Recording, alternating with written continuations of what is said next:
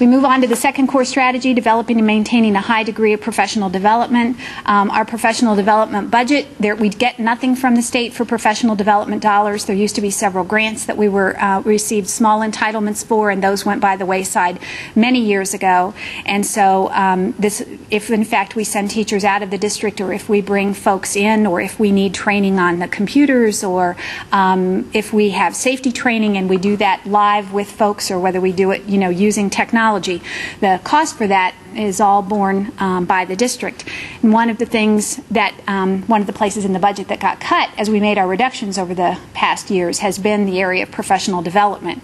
And as we move forward with many of the initiatives and some of the newest technology interventions that we have available to us, it requires that the staff be trained and that we re-put or revisit our financial funding stream to make sure that we're funding that professional development in ways that allows our teachers to have access to do all of the right things in the classroom and make sure that they're able to meet the strategies that we've outlined, not only in the plan, but those that are in the best needs of our students.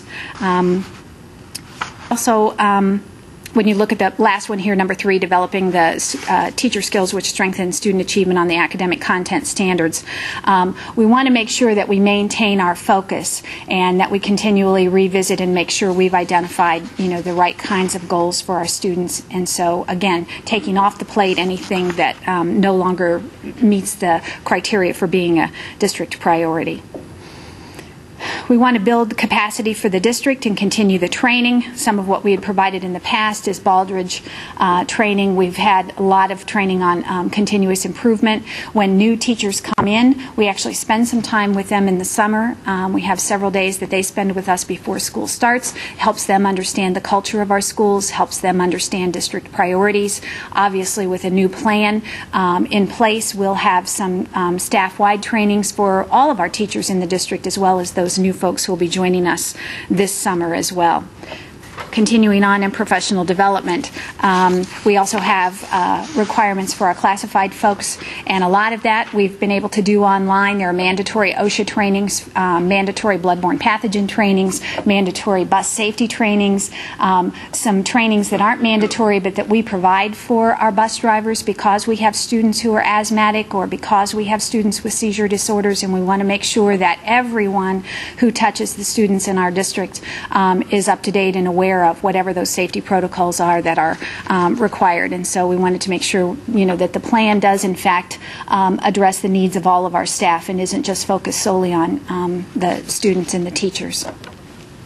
Safety obviously is critical. We've invested money at the second set of doors at Smith, the second set of doors that you see out here at Butler, and the second set of doors at Demet, for example, so that we can buzz people in to the front. We try to lock down the rest of the building at a designated period in time.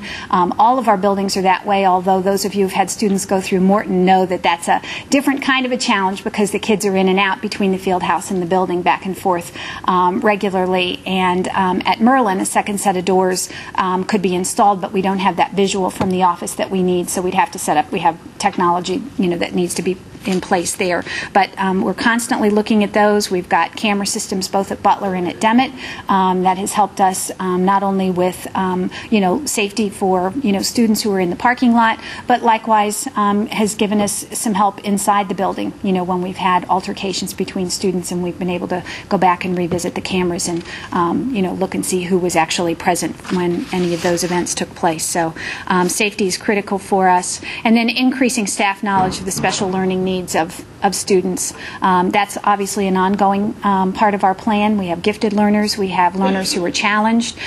We have students with some very, very special needs who, we have an elementary aide who's been trained in the use of Braille because we have a student who has need of that at the elementary. We have sign language interpreters for our students who have hearing needs, as well as behavior plans for students who may be experiencing behavioral challenges as well. So we would try to make sure that all of our staff is aware of what the needs are of students, so that it's not the full responsibility of one person all the time for any given student, that professional development touches and meets all of our staff so that they're ready and equipped and understand the needs of the students who are in the building.